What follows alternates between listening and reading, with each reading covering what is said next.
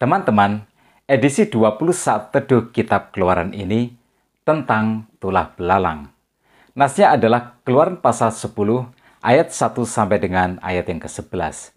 Ini adalah bagian pertama dari tulah belalang.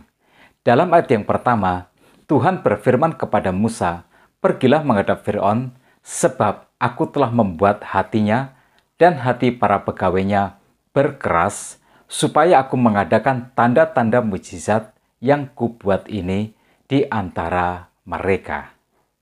Kita membahas sedikit tentang Firaun, yang dikatakan Tuhan telah membuat hatinya menjadi keras.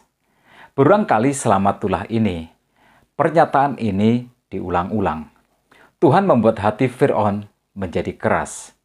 Jika kita mengingat sejenak, pasal 9 ayat 34 dikatakan bahwa tetapi ketika Firaun melihat bahwa hujan es, dan gurun telah berhenti, maka teruslah ia berbuat dosa.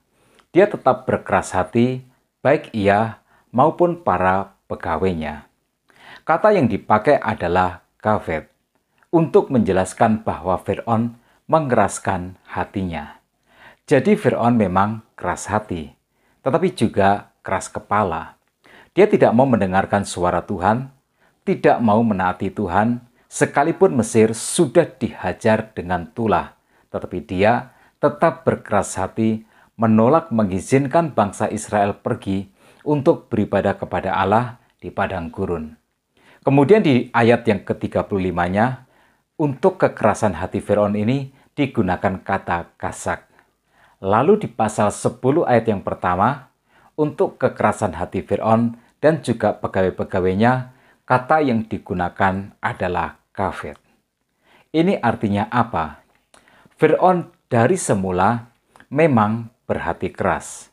Bukan Tuhan yang membuat hati Firaun menjadi keras, tetapi setiap kali tulah yang ditimpakan Tuhan kepada Mesir membuat hati Firaun yang aslinya keras menjadi semakin keras. Nah, tentu saja ini adalah tentang respon. Orang yang berhati lembut, yang memiliki kerendahan hati, suatu saat bisa saja jatuh ke dalam dosa. Tetapi ketika Tuhan menegurnya, hatinya akan hancur, dia akan menyadari dosanya, lalu kemudian dia bertobat. Tetapi tidak dengan orang yang berhati keras.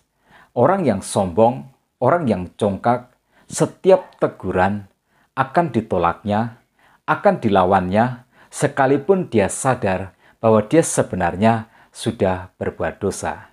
Justru hatinya akan menjadi semakin keras. Saya menyebutnya sebagai gagal respon atau mal respon. Respon yang salah. Jangan cari istilah ini di kamus. Tentu saja tidak ada, karena itu hanya kreativitas saya saja.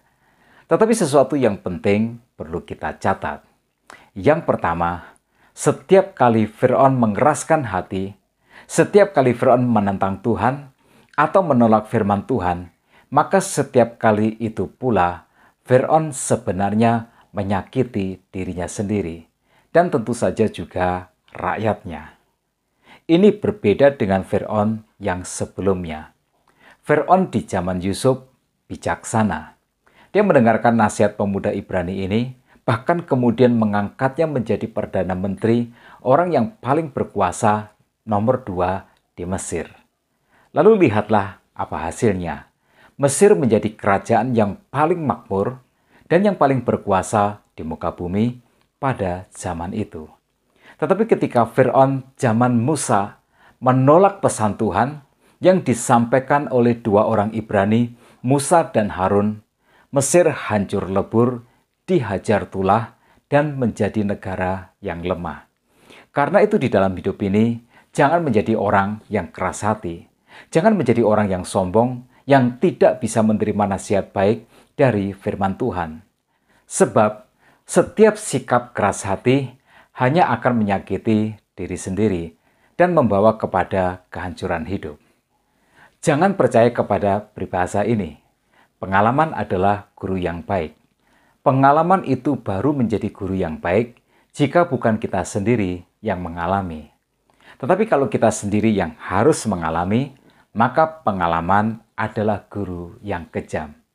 Karena itu, ambillah pengalaman Fir'aun ini untuk menjadi pelajaran bahwa sikap keras hati hanya akan menyakiti diri sendiri. Yang kedua, sikap kita kepada Tuhan atau respon kita terhadap firman Tuhan menggambarkan masa depan kita. Masa depan Mesir dan Fir'aun sudah dapat diramalkan melalui sikap Fir'aun yang menjadikan orang Israel sebagai pekerja paksa dan yang menolak setiap teguran.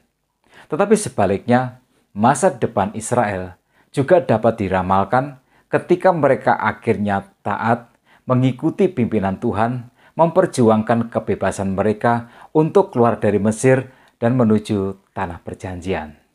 Begitu juga dengan kita. Sikap kita kepada Tuhan menggambarkan masa depan kita akan menjadi seperti apa kita di kemudian hari nanti. Karena itu, taatlah kepada firman Tuhan. Milikilah hati yang takut akan Tuhan.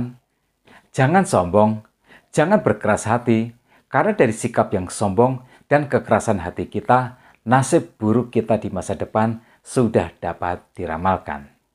Yang ketiga, tulah ini dimaksudkan Tuhan untuk menjadi kesaksian supaya semua orang mengenal Tuhan. Dalam ayat yang kedua Tuhan berfirman, supaya engkau dapat menceritakan kepada anak cucumu bagaimana aku mempermain-mainkan orang Mesir dan tanda-tanda mujizat mana yang telah kulakukan di antara mereka, supaya kamu mengetahui bahwa akulah Tuhan. Ya, di setiap tulah ada tangan Tuhan yang menjadikannya. Di setiap wabah atau musibah, ada kehendak Tuhan yang mengizinkannya. Karena itu, jangan melihatnya hanya dari sudut pandang sains. Itu bisa membuat kita tidak akan dapat menangkap pesan Tuhan melalui sebuah bencana. Allah adalah Allah yang berdaulat atas alam semesta ini, termasuk hukum alam. Dia bisa menggunakan apa saja untuk melaksanakan kehendaknya, baik itu hukum alam atau mukjizat. Tuhan adalah Tuhan yang berdaulat. Tujuannya hanya satu, yaitu supaya semua orang mengenal Tuhan, mencari Tuhan, dan percaya, lalu kemudian bertobat. Yang keempat, ketaatan harus total. Taat haruslah sepenuhnya, harus 100%. Kita tidak boleh taat yang hanya setengah-setengah. Karena takut dengan tulah, Fir'aun akhirnya berkompromi. Dia mencoba menawar perintah Tuhan. Di dalam ayat yang ke-10 dan 11 dia berkata kepada Musa, Tuhan boleh menyertai kamu jika aku membiarkan kamu pergi dengan anak-anakmu. Lihatlah, jahatlah maksudmu. Bukan demikian. Kamu boleh pergi tetapi hanya laki-laki. Dan beribadahlah kepada Tuhan, sebab itulah yang kamu kehendaki. Ya, Fir'aun akhirnya mengizinkan Israel pergi, tetapi hanya laki-laki saja. Sementara yang lainnya, para wanita dan anak-anak Israel tidak boleh. Fir'aun masih tetap ingin menyanderanya. Taat, tetapi setengah, bukanlah sebuah ketaatan. Dengan Tuhan, kita tidak boleh menegosiasikan perintahnya. Ketaatan yang ditawar tetaplah bukan sebuah ketaatan. Dan itu tetap mendatangkan bencana. Tulah belalang ini akhirnya meluluh lantakkan seluruh pertanian Mesir. Apa yang bisa kita petik sebagai pelajaran? Yang pertama, sikap keras hati yang tidak mau bertobat hanya akan mendatangkan malapetaka bagi diri sendiri. Yang kedua, respon kita kepada Tuhan dan firman-Nya menggambarkan masa depan kita. Yang ketiga, bencana atau musibah seperti tulah atau wabah dimaksudkan supaya semua orang mengenal Tuhan. Hanya Dia yang Maha Besar yang dapat melindungi kita dari bencana besar. Yang keempat, tidak ada ketaatan yang setengah. Ketaatan harus total, ketaatan yang penuh kepada Tuhan akan mendatangkan anugerah keselamatan dari setiap bencana. Bersikaplah bijak, karena masa depan kita juga ditentukan oleh pilihan sikap kita. Tetap semangat dalam kehidupan. Tuhan Yesus memberkati kita semua.